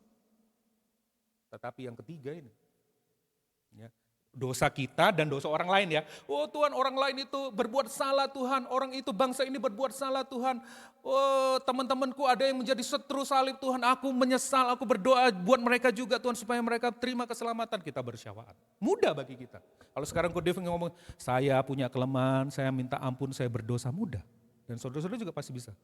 Ya, mengaku kelemahan kita. Tetapi maksudnya ini, kalau orang lain itu ngomong ke kita, itu yang sulit. Kok David ini gembala macam apa sih? Kok enggak becus? Duh, siapa yang ngomong? Padahal tadi kan lemah, terbatas, berdosa. Loh, siapa yang ngomong? Mana orangnya? Tak telepon sini. Berani-beraninya dia. Ayo kita janjian di mana? KFC? Ngapain ya? Ngerti maksudnya? Begitu juga dengan dosa orang lain. Kalau orang lain yang berdosa itu, wah ampuni Tuhan, kiranya tunjukkan jalan yang baik kepada dia sehingga dia kembali. Tapi kalau orang itu berdosa dan langsung berhubungan sama kita dosanya, itu enggak enak. Mudah sekali kita berdoa syahwat buat bangsa dan negara Indonesia. Wah ampuni dosa ini, dosa ini. Begitu dosa itu kena ke kita membencinya. Itu maksud ayatnya. Makanya saya disebut intensitasnya naik. Langsung. Nah, kita pakai analisa teks yang dari perjanjian lama. Karena kenapa kok saya hubungkan dengan perjanjian lama? Ada satu ayat yang sangat paralel yang disampaikan Tuhan Yesus ini ternyata diambil dari Mazmur 37. Ya, konteksnya sama. Konteksnya tentang orang-orang yang bersalah kepada orang benar. Nanti saudara bisa baca di Matius 37 ayat 1 dan 6. Itu ada catatannya di situ ya. Ada yang di warna kuning itu. Nah, mari kita baca Mazmur 37 ayat 9, 11, 22, 29, 34. Nanti kita bisa baca semuanya di rumah. Ini ayat yang terkenal ya. Pasal yang terkenal. Yang pertama, sebab yang 9. Sebab orang-orang berbuat jahat akan dilenyapkan. Tetapi orang yang menanti-nantikan Tuhan akan mewarisi negeri. Mirip ya? Sama ya. Dan itu nanti akan saudara temui berkali-kali. Siapa orang-orang yang menanti-nantikan Tuhan ini? Di ayat 11-nya dijelasin. Nah ini paling jelas, paling mendekati, paling sangat paralel dengan yang diucapkan Yesus. Siapa orang-orang yang menanti-nantikan Tuhan? Tetapi orang-orang yang rendah hati, the meek bahasa Inggrisnya, akan mewarisi negeri. Dan bergembira karena kesejahteraan yang berlimpah-limpah. Oh rupanya orang yang menanti-nantikan Tuhan itu adalah orang yang lemah lembut. Terus, ya, ayat yang ke-22 dikatakan di situ. Siapa orang yang lemah lembut itu? Sesungguhnya orang-orang yang diberkatinya akan mewarisi negeri. Oh, orang-orang yang lemah lembut itu adalah orang-orang yang diberkati oleh Tuhan. Orang-orang yang berbahagia. Ya fakta rohani. Tetapi orang-orang yang dikutukinya akan dilenyapkan. Berulang-ulang kali ngomong gitu. 29. Ya. Siapa orang-orang yang diberkati itu? 29 menjawab, orang-orang benar yang akan mewarisi negeri. Oh rupanya bukan cuma sekedar diberkati. Tapi mereka adalah orang-orang benar. Mereka inilah yang akan mewarisi negeri. Siapa itu? Orang-orang benar. Siapa orang-orang benar itu? Orang yang, apa tadi? Lemah lembut. Orang yang diberkati, orang yang lemah lembut. Ya, mereka akan tinggal di sana senantiasa. Lalu apa yang mereka perbuat? Apa yang mereka perbuat ketika dosa orang lain, kelemahan orang lain menimpa ke diri mereka? 34. Mereka menanti-nantikan Tuhan. Nantikanlah Tuhan dengan tetap ikuti jalannya. Bukan cuma menantikan, tetapi juga nurut mengikuti jalannya Tuhan. Caranya Tuhan, firman-Nya. Maka Ia akan mengangkat engkau untuk lagi mewarisi negeri. Dan engkau akan melihat orang-orang fasik dilenyapkan. Apa yang kita bisa pelajari dari sini? Siapa orang yang lemah lembut itu? Dikatakan di sini. Adalah orang-orang yang menanti-nantikan Tuhan. Ketika orang-orang jahat kepadamu, dosa orang lain itu mengena kepada dirimu, kamu tidak serampangan melakukan tindakan tidak. Kamu menanti-nantikan Tuhan dan mengikuti jalannya. Ini konsep tentang kelemah lembutan menurut Alkitab. Saya kasih satu ayat lagi dari Perjanjian Baru. Yakobus 1 ayat 19 sampai 21 dan Yakobus 3 ayat 13 sampai 17. Kenapa saya harus memberikan ini? Karena ini penting. Ayat 19, hai saudara-saudara yang kukasih, ingatlah hal ini, setiap orang hendaklah cepat untuk mendengar, tetapi lambat untuk berkata-kata dan juga lambat untuk marah. Kalau kita gimana? Cepat mendengar, ya, cepat berkata-kata, cepat pula marahnya. Ya, tapi firman Tuhan ini memberikan, sebab amarah manusia tidak mengerjakan kebenaran di hadapan Allah. Tapi Tuhan Yesus kok marah, itu lain konteksnya. Nanti bisa didiskusikan di komsel ya. Sebab amarah manusia tidak mengerjakan kebenaran di hadapan Allah. Sebab itu buanglah segala sesuatu yang kotor dan kejahatan yang begitu. Ya, banyak itu dan terimalah dengan lemah lembut. Tadi kan kita bertobat ya sebelum mendengar firman Tuhan. Firman yang tertanam di dalam hatimu. Sudah ada di dalam hatimu. Yang berkuasa menyelamatkan jiwamu. Nah, saya hubungkan ini kan lemah lembut firman Tuhan masuk di dalam hati kita. Nah 13-nya seperti ini. Siapakah di antara kamu yang bijak dan berbudi? Pak Budi, mana Pak Budi? Ya, baiklah ia dengan cara hidup yang baik menyatakan perbuatannya oleh hikmat. Ini firman ya. Yang lahir dari kelemah lembutan. Ada koneksinya dengan ayat yang 19. Firman hikmat yang lahir dari kelemah lembutan. Kelemah lembutan itu bekerja sama dengan firman Tuhan. Ya, hasil dari firman Tuhan. Tetapi hikmat yang dari atas adalah, hikmat yang berasal dari kelemah lembutan itu apa aja? Pertama-tama murni. Ya, enggak punya agenda pribadi. Selanjutnya pendamai. Yang berikutnya adalah peramah. Dan berikut ayat penurut. Terjemahan bahasa aslinya, bahasa Inggrisnya itu open to reason. Terjemahan American Standard itu reasonable. Penuh belas kasihan dan buah-buah yang baik, tidak memihak dan tidak munafik. Rupanya ketika kita menghadapi celaan dosa orang lain kepada diri kita. Yang sial ini kayak gini kan. Ketika orang berdosa kepada kita, bukan cuma itu, berhenti sampai situ. Yang menyakitkan adalah ketika orang berdosa dan dosanya itu nyiprat ke kita, kena ke kita, orang-orang tersebut bukan cuma berhenti sampai itu, tapi orang-orang tersebut menyalahkan kita. Kamu yang berdosa. Dia yang berdosa, kita yang kena. Ya, kamu yang salah, kamu yang berdosa, kamu yang tidak benar, kamu yang jelek, kamu yang jahat. Loh, padahal mereka. Itu lebih menyakitkan. Tetapi diajarkan di sini, kata penurut, orang yang lemah lembut itu penurut. Itu open reason. Kita akan mudah mengajak orang itu untuk kenapa kok kayak gitu. Aku pengen tahu. Dia terbuka hatinya, open reason. Reasonable, mau tahu penyebabnya. Apa yang perlu diperbaiki dari aku. Aku bertobat, aku mau berubah. Tunjukkan. Itu orang lemah lembut. Kesimpulannya adalah seperti ini. Dari ayat-ayat yang tadi kita baca. Kalau nyiapin khotbah kayak gitu lama saudara. 15 jam. Puyeng. Ini kalau muncul sudah enak. Ya. Seorang yang lemah lembut menurut Alkitab. Pertama adalah orang benar. Yang memiliki sikap hati yang berhikmat. Bijaksana dalam menghadapi kesalahan atau kejahatan orang lain yang ditimpakan kepada kita. Orang tersebut memiliki kerelaan untuk open reason. Reasonable. Belajar dari keadaan. Kenapa kok orang itu nyalain aku ya? Ya terserah dia. Biarin aja dia. Ya kan? Biar Tuhan nanti yang balas. Ya kayaknya rohani. Memang benar Tuhan nanti yang balas ya kan. Dan tidak membalas dendam. Karena menantikan intervensi Allah. Menanti-nantikan Allah yang bekerja. Kalau kita gimana? Wah gak hati Allah-Allah. Gak pakai Allah-Allah Tuhan-Tuhan. Kita pokoknya jos. Datangin orang itu. Satroni orang itu. Itu extrovert. Kalau introvert gimana? Menarik diri. Dia dendamnya itu menarik diri. Oke, itu maumu? Aku akan diam mulai hari ini. Puk. Diam dia. Itu hukuman buat orang-orang. Itu orang introvert kayak gitu. Diam, dia menyingkir. Dia menarik diri. Cancel culture kan. Oke. Tak gereja-gerejaan gak apa-apa. Aku tak cabut dari komunitas. Aku cabut dari komsel. Itu perlawanannya dia. Bisa didiskusikan di komsel. Orang yang lemah lembut itu reasonable, open reason. Nah yang terakhir. Terakhir kan? Enggak sih, ada lanjutannya. Tentang mewarisi negeri. Tentang apa sih ini? Supaya kita juga tahu kan. Kalau dulu mewaris tanah, mewaris negeri, itu bicara tentang identitas. Bicara tentang suku, bangsa, identitas, komunitasnya. Sangat penting bangsa Israel pada waktu itu. Tapi di perjanjian baru, kita tidak mendiami tanah. Kita akan berkumpul, dikumpulkan oleh Tuhan dari berbagai bahasa, suku dan bahasa. Bangsa, suku dan bahasa.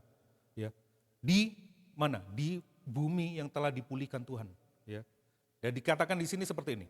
Mazmur 37 itu ngomongin tentang keberlangsungan orang benar. Dipisahkan sama orang, seperti tadi ilalang dan gandum ya. Dipisahkan. Orang benar akan tetap hidup selamanya, tetapi orang fasik akan dilenyapkan. Itu kan kata-kata dari Mazmur 37. Apa artinya gitu? Kalaupun saudara mengalami musibah, kayaknya orang fasik itu berkuasa sekali. Dan Anda tidak bisa melepaskan dari tali-tali jerat-jerat. Itu contoh di perusahaan-perusahaan. Kan banyak orang yang tidak benar di situ. Belum percaya sama Tuhan. Dan kita tersiksa seperti Lot waktu minggu lalu saya sampaikan. Tapi saudara tetap berharap sama Tuhan. Mungkin waktu itu tidak akan langsung ada jawaban. Tapi waktu itu saudara lihat harapan yang ke depan. Yang nanti bertahan itu adalah orang-orang benar. Di langit bumi, di surga yang mulia yang dimana Tuhan memulihkan segala. Ini menjadi penghiburan buat kita ketika kita melihat hal-hal yang buruk di rumah kita, di tetangga kita, masyarakat kita. Tidak usah ganti negara. Tidak usah pindah. Justru di situlah kok garam dan terang. Betul ya? Nah, terus apa lagi? Itu ngomongin tentang langit bumi yang baru, seperti yang tadi sudah sampaikan. Itu ayatnya banyak. Akan tiba waktunya. Ya, kita ini sebagai ahli waris, pasti menerimanya. Roma tadi itu, melalui Yesus Kristus. Kita akan memerintah bersama dengan Yesus dalam kerajaannya di bumi. Bukan cuma itu, kita bahkan menghakimi dunia ini bersama malaikat-malaikat. Bukankah itu penghiburan kan kita? Mungkin kita tertindas sekarang oleh jaring-jaring jerat-jerat orang fasik di sekeliling kita yang tidak mengerti kebenaran, bahkan menindas kebenaran. Yang terakhir itu adalah rasa puas. Tanah itu bicara tentang kepuasan. Dalam artian mereka dapat rest. Bayangin loh, kalau zaman dulu pernah lihat film Cowboy, itu kalau mencari tempat tanah itu rebutan. Kenapa? Bagi mereka itu rest, bisa istirahat, bisa tinggal, bisa berkomunitas. Ya, berkat yang luar biasa. Mungkin kita ya sepele lah. Tapi masih ada connect ya. Kalau kita punya rumah sendiri itu jauh lebih aman kan. Rest, aduh akhirnya punya rumah, enggak ngontrak lagi. Enggak kontraktor. Ya, kontrak sana, kontrak sini. Tapi punya rumah, rasanya rest. Kontrak aja rest sudah masih, meskipun itu kontrak. Tapi begitu kalau punya rumah sendiri benar. Nah tanah itu bicara kepuasan. Tadi sudah dinyanyiin. Apakah kepuasan kita? Apakah fakta rohani menjadi kepuasan kita lebih di atas perasaan kita? Ya kalau dikatakan di Matius 16:26 itu tentang orang yang kaya. Aku ingin memiliki seluruh isi dunia. Tapi tiba-tiba Tuhan datang. Hari ini aku cabut nyawamu. Tidak ada gunanya saudara punya isi dunia. Kalau jiwamu binasa. Apa yang Tuhan kasih kepada kita? Bukan tanah. Tanah itu bicara tentang rest, keselamatan di dalam Kristus. Kita mendapat istirahat, rest in Christ. Saudara, sebelum saudara rest in peace, saudara harus rest in Christ terlebih dahulu. Betul ya? Jiwa kita mendapatkan istirahat, kedamaian sejati karena sudah diselamatkan. Inilah yang namanya arti dari menjadi orang yang lemah lembut, maka kau akan mewarisi negeri. Apa aplikasi hatinya sama kita? Kelemah lembutan adalah cerminan dari kemiskinan dan keberdukaan kita di hadapan Allah. Kalau kita tidak mengerti konsep kemiskinan dan keberdukaan, kita tidak mungkin bisa menjadi orang yang lemah lembut. Ya, kelemah lembutan adalah hasil dari sikap hati yang mengakui bahwa kita ini bangkrut rohani di hadapan Tuhan. Kita mengakui keberdosaan, kelemahan dan keterbatasan kita di hadapan Tuhan. Dan mengakui hanya Tuhan yang mampu melakukan apa yang tidak mampu kita lakukan. Kelemah lembutan hasil dari sikap hati kita yang bertobat, meratapi keberdosaan, kelemahan dan keterbatasan kita, juga orang lain di hadapan Tuhan. Hasilnya apa? Kelemah lembutan. Semakin saudara miskin, berduka di hadapan Tuhan, kelemah lembutan itu lahir. Karena ini kelemah lembutan bukan olah karakter, Bagaimana kita mengeceknya? Kelemah lembutan di dalam diri kita ini ada. Kelemah lembutan adalah kemampuan yang berasal dari Allah untuk memampukan kita ini melihat bagaimana Allah dan manusia melihat diri kita. Bukan cuma Allah melihat diri kita, tadi kan sudah saya sampaikan. Itu mudah. Kamu miskin, Allah melihat kita apa? Miskin. Allah melihat kita apa? Berdosa. Kamu harus berduka, harus bertobat. Mudah. Tetapi kalau manusia yang melihat kita seperti itu, menuduh kita seperti itu, gimana kita? Dan berespon seperti Allah kepada kita. Demikian kita juga berespon kepada manusia yang menunjukkan dosanya kepada kita. Artinya gini, saya kasih contoh ya. Kasih contoh. Maksudnya adalah kayak ini. Ketika manusia menilai, menghakimi, menyalahkan keberdosaan, kelemahan dan keterbatasan kita, kita tidak menjadi marah dan kehilangan sukacita karena kita melihat diri kita sempurna di hadapan Allah melalui Yesus Kristus. Itu adalah fakta rohani. Dan faktanya memang benar apa yang dituduhkan sama orang itu. Yes, memang benar. Aku orang berdosa. Aku tidak sempurna. Aku lemah. Aku punya keterbatasan. Namun kabar baiknya adalah Allah melihat kita sempurna. Itu kabar baiknya. Kita dikasihi, kita diterima oleh Allah sampai kapanpun di kekekalan. Sebaliknya, kita itu harus berespon seperti Allah ketika ada orang yang menunjukkan dosanya kepada kita. Seperti Allah yang telah memberikan anugerahnya kepada kita, orang yang berdosa ini.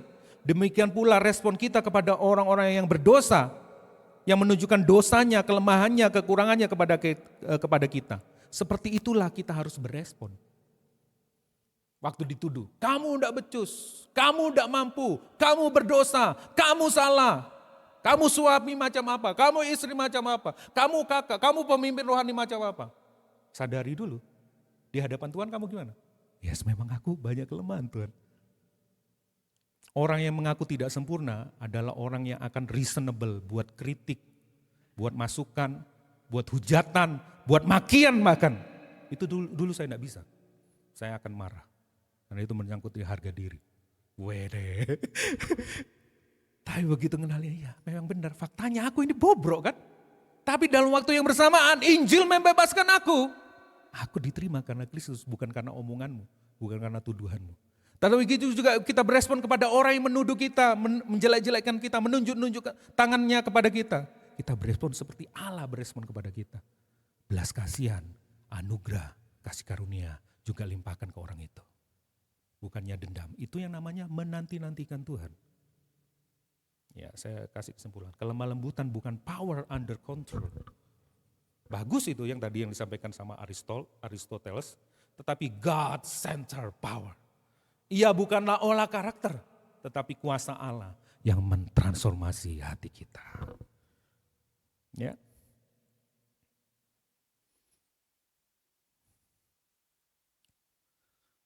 Mengapa aplikasi hati kita ya? Mengapa kita sering gagal menjadi lemah, lembut? Karena pertama, karena kita gagal memahami identitas kita sebagai orang benar. Konsep kita yang salah tentang identitas sebagai orang benar inilah yang menjadi kita ketika orang menuduh kita, ketika orang mengarahkan dosanya kepada kita.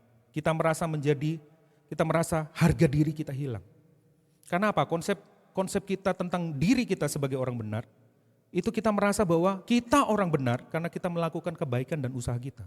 Kita ini jadi orang benar, jadi orang Kristen.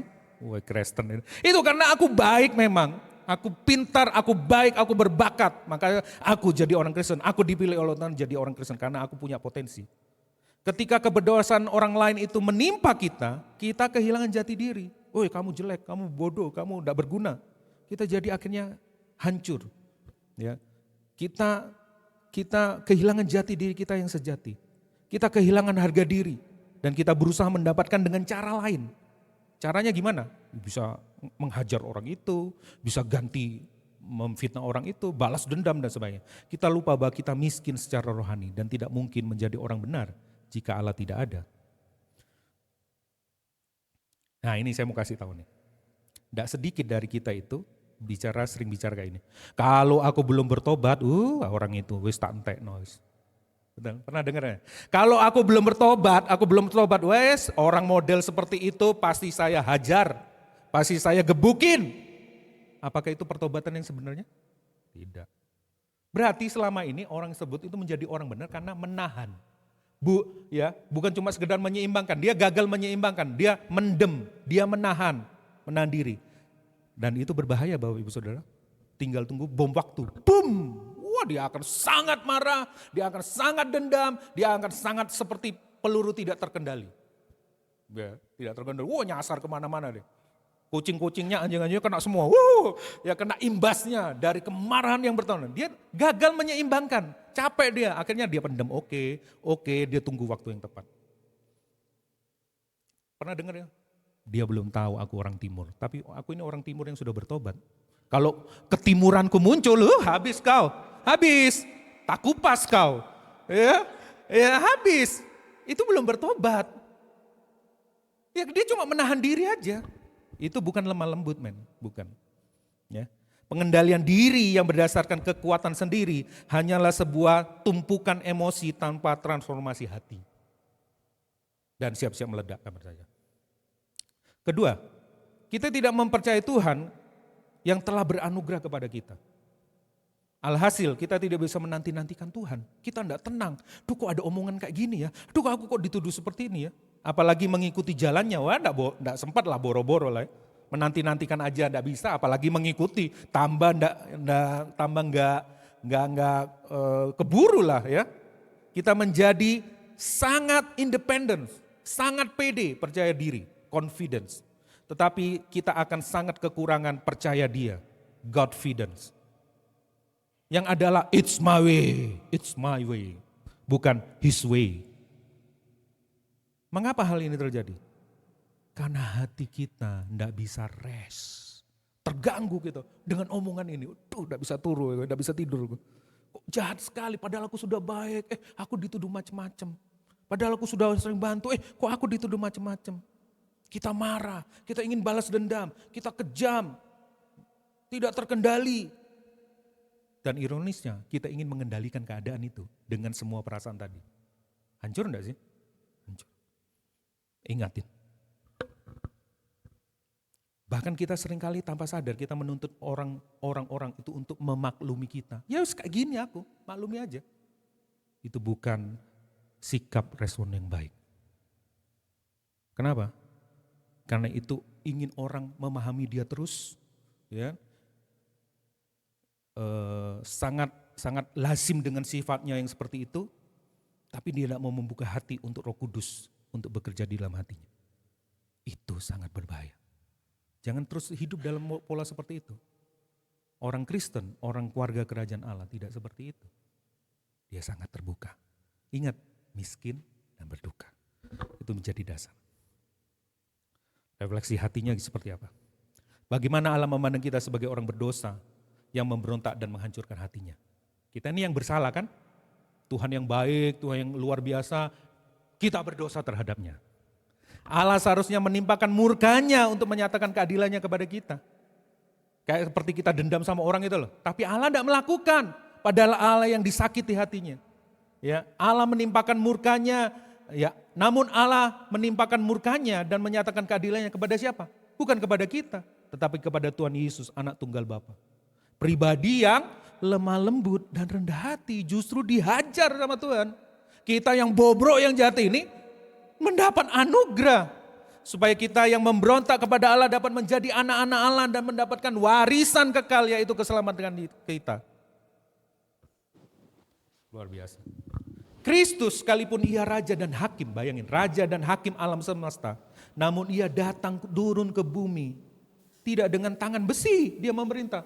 Sudah lihat Tuhan Yesus kan tadi? Tetapi dengan lemah lembut dan rendah hati. Kristus merendahkan diri dengan mengambil rupa seorang hamba. Bukan bos, menjadi sama dengan manusia yang terbatas. Mengerti penderitaan kita, mengabaikan kesetaraan dengan Allah. Dan taat sampai mati di kayu salib. Demi siapa? Demi orang yang berangasan seperti kita. Yang tidak kenean apa? Yang tidak bisa dicegah. Yang sangat ingin balas dendam, marah dan sebagainya. Demikian kita seharusnya menjadi saluran kasih karunia kepada orang-orang yang berdosa kepada kita. Supaya kita melihat, supaya mereka dapat melihat kasih Allah di dalam diri kita. Coba cek hati kita. Kalibrasi hati. Kita harus menyadari kelemah lembutan adalah karunia Roh Kudus. Bisa Anda melakukan? Tidak bisa. Kalau bukan karena Roh Kudus yang memberikan anugerah. Minta hari ini kepada Roh Kudus. Aku berangasan, aku dendam, aku banyak hal yang menyakitkan aku. Aku ingin membuktikan diri. Baik itu dengan cara yang ekspresif, baik itu dengan cara yang pasif. Kita harus berserah kepada Tuhan Yesus, kita tidak mampu, kita miskin, kita banyak kelemahan. Kita harus berserah kepada Tuhan, kita harus mengakui, kita harus meratap. Karena Tuhan Yesus adalah gambaran yang sempurna tentang inkarnasi dari kelemah lembutan itu sendiri. Tuhan berkata, ini buat saudara dan saya, pikul lakuk yang kupasang dan belajarlah padaku. Karena aku lemah lembut dan rendah hati. Dan jiwamu akan mendapat rest. Jiwamu akan mendapat ketenangan. Apa pikul lakuk? Itu seperti sapi yang tidak berpengalaman. Dia harus membajak dengan sapi yang berpengalaman. Dia memikul kuk yang sama. Yang satunya sapi senior, yang satunya sapi junior. Tuhan Yesus menggambarkan pikul lakuk. Yuk bareng yuk. Yuk bareng yuk. Dia yang tahu karena dia Tuhan, dia Raja, dia Hakim. Dia menderita karena dosa kita yang sangat-sangat tidak sopan kepada dia. Tapi dia justru mengasihi kita. Dia tidak datang dengan tangan bersih. Dia ngajak kita, yuk pikul kuk bersama-sama. Aku lebih tahu karena aku Tuhanmu, bahkan juru selamatmu. Aku tidak bisa mengampuni. Ayo bisa pasti bersama Roh Kudus. Kiranya firman Tuhan ini mengobrak-abrik hati kita. Ayo kita berdoa. Kita tanggapi firman Tuhan, responi firman Tuhan. Haleluya.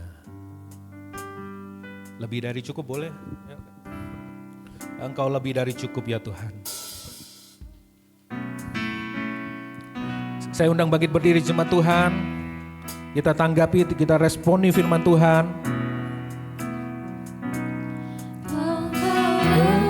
Dari cukup, sambil memeriksa hati kita. Apakah benar-benar Tuhan lebih dari cukup dari kita? Ketika kita berhadapan dengan orang-orang yang menjengkelkan, yang menunjuk-nunjuk kepada diri kita tentang kesalahan-kesalahan kita, tentang ketidakmampuan, keterbatasan kita, tentang keberdosan kita. Apakah kita mau menanti-nantikan Tuhan? Apakah kita mau biarkan Tuhan saja yang mengintervensi, bukan kita lagi? Berbahagialah mereka yang lemah lembut, karena mereka akan memiliki bumi. Mereka akan memiliki rest. Mereka sudah memiliki rest, istirahat, ketenangan di dalam Kristus. Mereka memilikinya di dalam pengharapan akan langit bumi yang baru. Dan identitas kita tidak akan pernah hilang. Orang fasik akan hilang, orang jahat akan hilang. Tetapi orang-orang benar akan tetap untuk selama-lamanya. Bahkan sampai kekekalan. Itu pengharapan kita yang sejati. Yes. Mari biarlah ini menjadi doa kita kepada Tuhan. Kalau ada orang yang menyakiti kita, bayangkan orang itu. Tuhan, aku mau belajar memikul kuk bersama-sama denganmu. Engkau lebih dari cukup. Engkau lebih dari hidup Tuhan. Engkau lebih dari yang ku ingini. Sekali lagi, naikkan doa ini. Yes, benar, engkau memang tidak mampu, engkau tidak bisa untuk menjadi lemah lembut. Oleh sebab itu minta kepada Roh Kudus. Akui, ratapi. Engkau lebih dari hidup Tuhan. Engkau lebih dari yang ku ingini dalam dunia.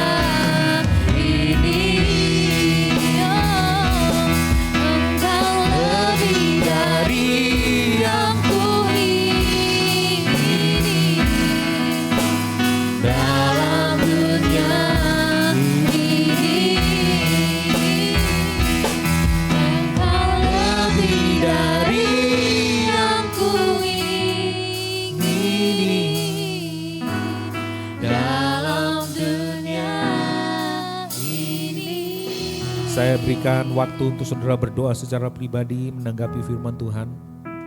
Berbahagialah mereka yang lemah lembut, karena mereka akan memiliki, mewarisi bumi. Naikkan doamu kepada Tuhan.